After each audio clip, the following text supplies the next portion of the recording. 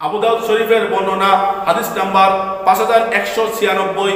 ইমরান ইবনে হুসাইন রাদিয়াল্লাহু তাআলা আনহু হইতে হাদিসটি বর্ণিত। তিনি বলেন, যা রাজুলুন ইলান নবী সাল্লাল্লাহু আলাইহি ওয়াসাল্লাম, আল্লাহর নবীর কাছে একজন ব্যক্তি আসলো। আসার পরে ফাকালা আসসালামু আলাইকুম, সে এসে রাসূলকে বলল আসসালামু আলাইকুম। ফারাদ্দা আলাইহিস সালাম, আল্লাহ নবী তার সালামের জবাব দিলেন। ফাকালা নবী সাল্লাল্লাহু আলাইহি ওয়াসাল্লাম আশরুন, আল্লাহ নবী বলেন সে 10 নেকি পেল।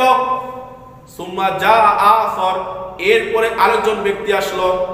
ফাকালা, সে এসে বলল আসসালামু আলাইকুম ওয়া রাহমাতুল্লাহ।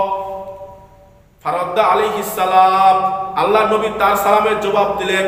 ক্বালা নবী সাল্লাল্লাহু আলাইহি ওয়াসাল্লাম ইশরুনা, আল্লাহ নবী বলেন সে 20 নেকি পেল। সুম্মা জা আখর, এরপরে আরেকজন ব্যক্তি আসলো।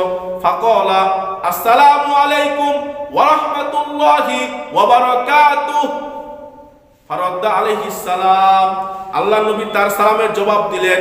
ফাকালা নবী সাল্লাল্লাহু আলাইহি ওয়াসাল্লাম সালাসুনা, আল্লাহ নবী বলেন সে 30 নেকি পেল।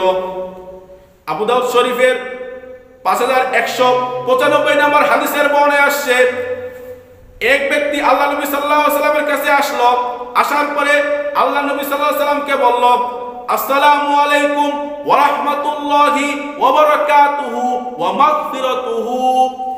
ফারাদ্দা আলাইহিস সালাম, আল্লাহ নবী তার সালামের জবাব দিলেন আর বললেন ক্বালা নবী সাল্লাল্লাহু আলাইহি ওয়াসাল্লাম আরবাউন, আল্লাহ নবী বলেন সে 40 নেকি পেল।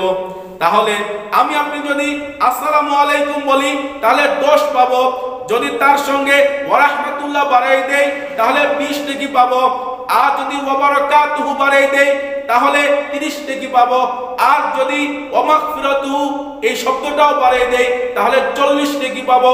তাহলে যে যত বড় সালাম দিবে তার নেকি তত বেশি হবে। এজন্য আপনার আমার জন্য উচিত হলো সালামটা একটু বেশি দেওয়া, সালামের শব্দগুলো একটু বাড়িয়ে দেওয়া।